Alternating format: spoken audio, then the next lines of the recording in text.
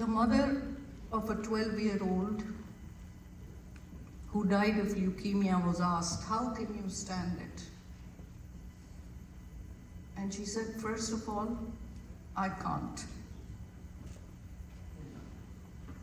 And second, I don't want my daughter's life to be defined by the cancer only."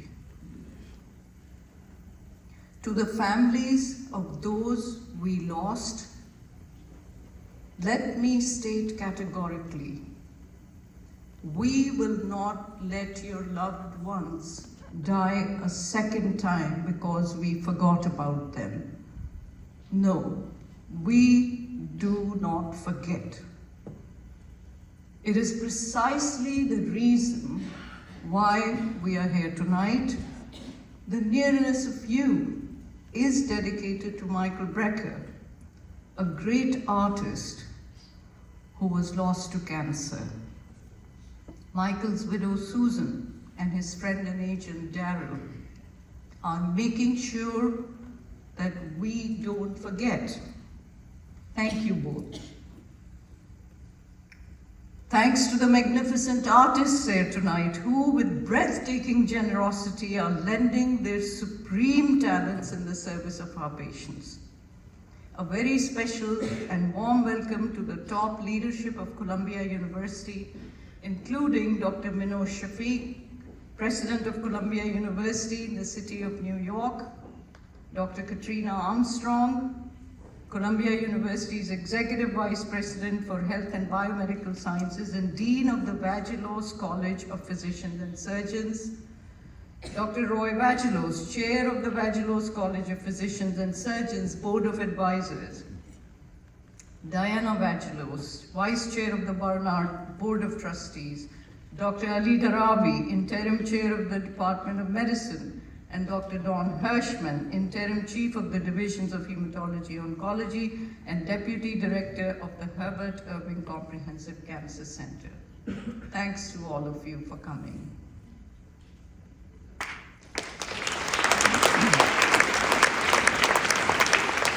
Thanks to my scientific and clinical colleagues, many of you are here in this room, and we are all here. All of you, the audience, who are here to cheer the doers and the performers and the reason why we are here, and to reaffirm our promise that we will not forget. The woods are lovely, dark and deep, but I have promises to keep, and miles to go before I sleep, and miles to go before I sleep. Which brings me to someone in this room who actually never sleeps. Otherwise, how could he be so good at so many things? Yes, I mean Siddhartha Mukherjee. We know you're not average, Sid. You are one of a kind. You've been custom made. You're extraordinary. Actually, that is the difference between the two of us. Just that one little extra. What connects Sid and me is startlingly extraordinary also. I have committed my professional life to detecting cancer at the earliest stage and preventing it from becoming and morphing into this end-stage monstrosity. Sid, on the other hand, has used his signature creativity to find innovative ways of treating end-stage cancer. I'm after the first cell, Sid is after the last cell.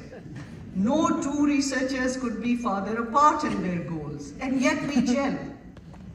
We gel because I fully understand that as we capture the first cell, we will need some variation of the elegant technology that Sid is developing. And Sid fully knows that the only humane paradigm for future cancer treatment is prevention by detecting and removing the first cell.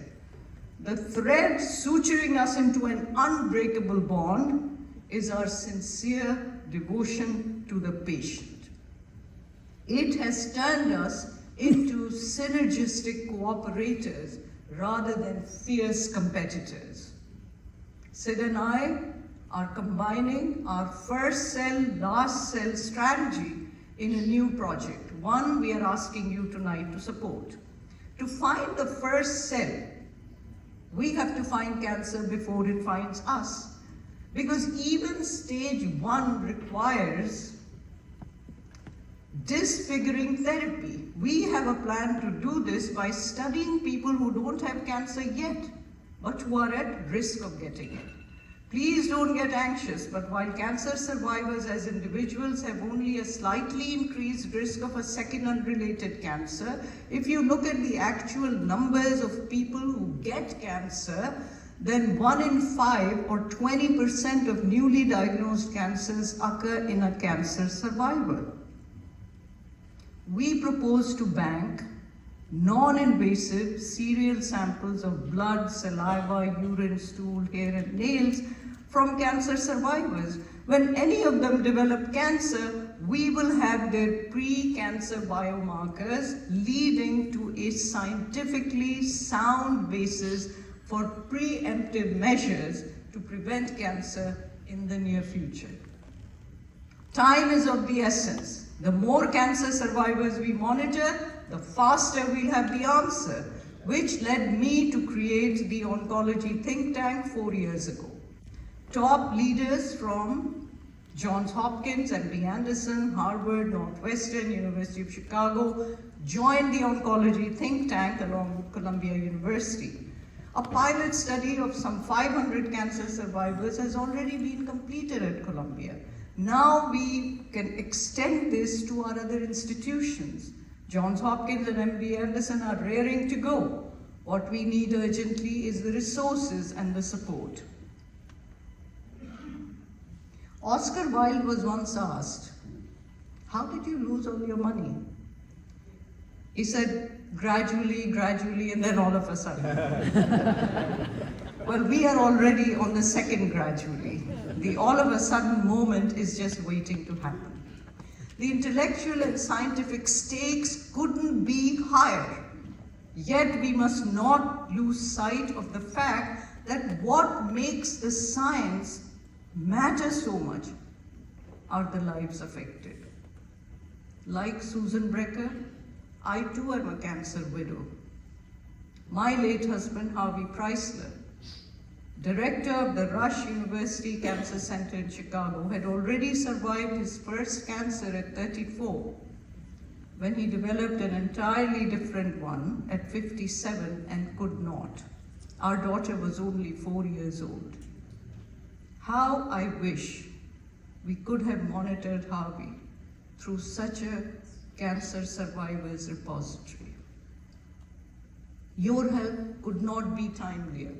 This evening in this room, we are gathered with the potential to change history, to shift paradigms. I beseech you, on behalf of our patients, let's reaffirm our commitment. We will not forget those we lost. We promise to do better by those under our care.